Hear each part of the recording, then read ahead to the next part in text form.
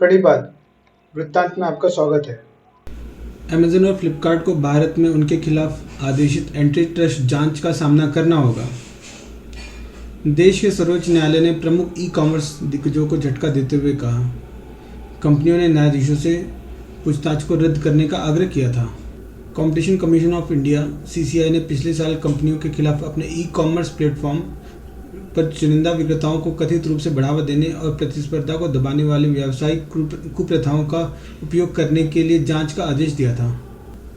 पूर्व मुख्य न्यायाधीश एन.वी. रमन्ना की अगुवाई वाली सुप्रीम कोर्ट की 3 न्यायाधीशों की पीठ ने कहा कि अमेजन और फ्लिपकार्ट जैसी कंपनियों को इस तरह की जांच के लिए स्वेच्छा से काम करना चाहिए।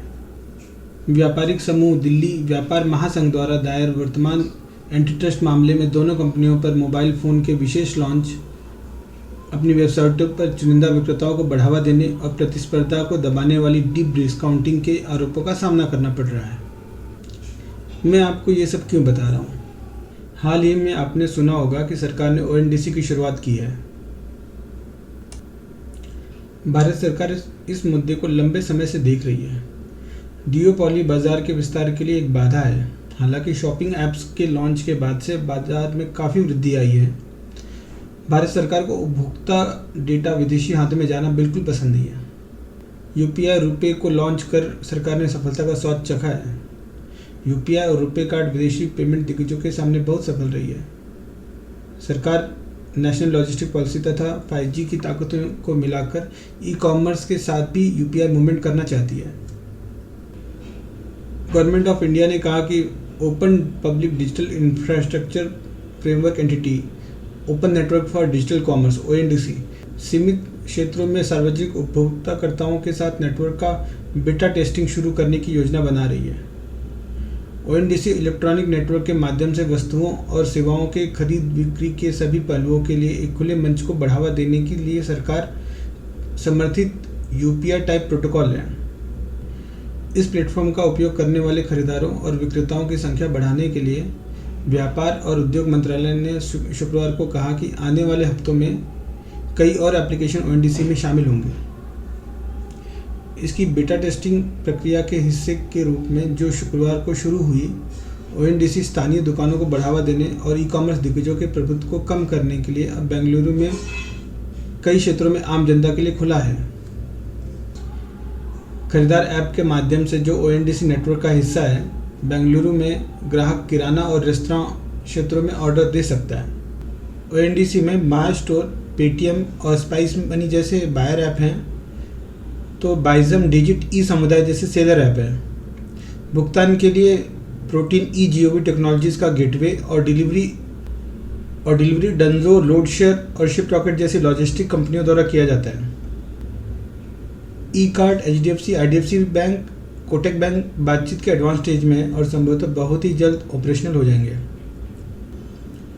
ONDC ने मौजूदा इकोसिस्टम एक्सपर्ट से परामर्श किया है और ओपन नेटवर्क में उपभोक्ताओं, विक्रेताओं और नेटवर्क प्रतिभागियों अर्थात खरीदार ऐप्स, विक्रेता ऐप्स और गेटवे के बीच विश्वास बनाने के लिए एक डिसेंट्रलाइज्ड नेटवर्क के सर्वोत्तम दृष्टिकोण को अपनाने और विकसित करने के लिए सर्वोत्तम प्रथाओं की जांच कर रही है।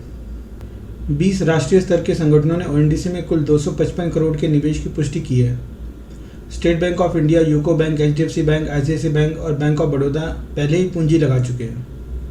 1 दिसंबर को ONDC ने प्राइवेट सेक्टर के नेतृत्व में एक नॉन प्रॉफिट कॉरपोरेशन के रूप में सर्टिफिकेट ऑफ इनकॉर्पोरेशन प्राप्त किया है। उपभोक्ता इस प्लेटफॉर्म के माध्यम से किसी भी ONDC कंपेटेबल एप्लीकेशन या प्लेटफॉर्म का उपयोग करके किसी भी विक्रेता, उत्पाद या सेवा को संभावित रूप से खोज सकते हैं, जिससे उपभोक्ता की पसंद की स्वतंत्रता बढ़ जाती है। ONDC के मुख्य व्यावसायिक अधिकारी शिरीष जोशी ने फाइनेंशियल एक्सप्रेस को बताया कि हमारा लक्ष्य 100 से अधिक शहरों में पहुंचना है, जिसमें हज़ारों विक्रेता शामिल हैं। विक्रेता सीधे ONDC के नेटवर्क में शामिल नहीं हो सकते, लेकिन विक्रेता प्लेटफॉर्म के माध्यम से ऐसा कर सकते हैं। जोशी के अनुसार अधिक खरीदार, विक्रेता और लॉजिस्टिक खिलाड़ी कंपनियां ONDC के साथ एकीकृत करने के लिए अपने स्वयं के ऐप को विकसित कर रही हैं और जल्द ही प्लेटफॉर्म पर लाइव होंगे।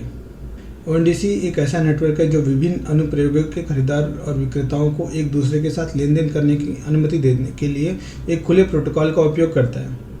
ओएनडीसी भारत सरकार की एक पहल है जिसका उद्देश्य खुदरा बाजार के लिए वही है जो भुगतान के लिए क्यूआर कोड है। बीटा वर्जन लॉन्च का उद्देश्य ओएनडीसी को और विस्तारित करने से पहले किसी भी आवश्यक कार्रवाई के लिए शीघ्र प्रतिक्रिया प्रदान करना है।